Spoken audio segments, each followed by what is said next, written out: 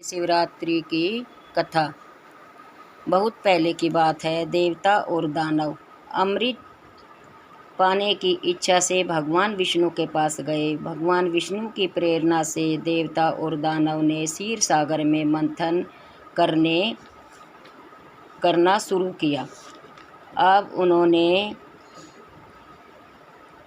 मंदराचल पर्वत को मंदानी बनाया गया और वासुकी नाव को मंथन की रस्सी बनाया। लेकिन मंथन जब शुरू किया तो मंदराचल पर्वत डूबने लगा। एक तरफ दानव थे और एक तरफ थे देवता। अब हाहाकार मचने लगा।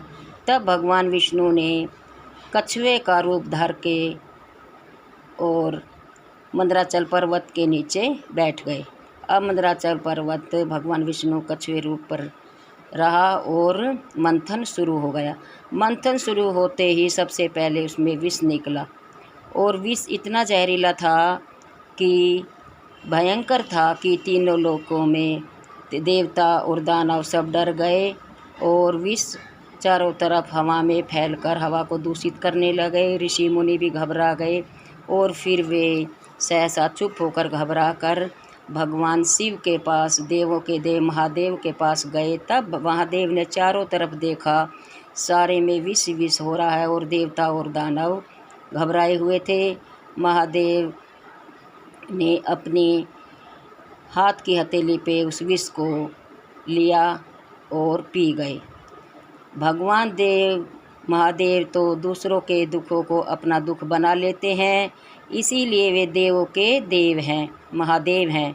महादेव ने हथेली में रख के विष पी लिया। तभी माता पार्वती ने देखा तो माता पार्वती ने महादेव के कंठ को पकड़ लिया और विष को नीचे नहीं उतरने दिया और विष नीचे नहीं उतर पाया शरीर में और महादेव ने कंठ में विष को रख लिया।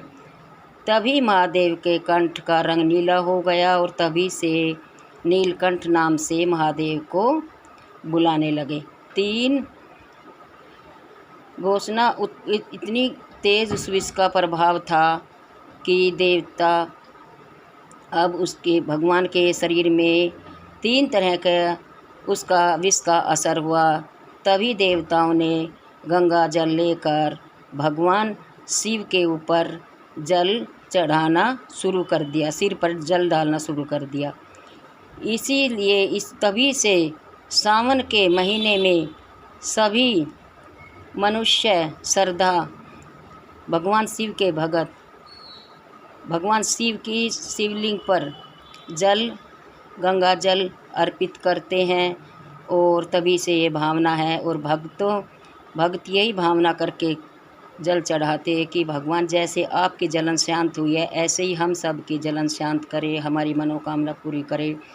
और शिव पुराण में भी शिव जी का व्याख्यान है। इसीलिए सावन में शिवरात्रि में भक्त जल अर्पित करते हैं, बेलपत्र, फूल, भांग, धतूरा अर्पित, फल, दक्षिणा अर्पित करते हैं। और भगवान नहीं कहते कि रात को जागो, लेकिन भगवान को अपना भक्त को अपना निर्मल मन करके पूजा करनी चाहिए। यही थी शिवरात्रि की कथा जो सावन में हमें सुननी चाहिए शिवरात्रि को। ओम नमः शिवाय। शंकर भगवान की जय।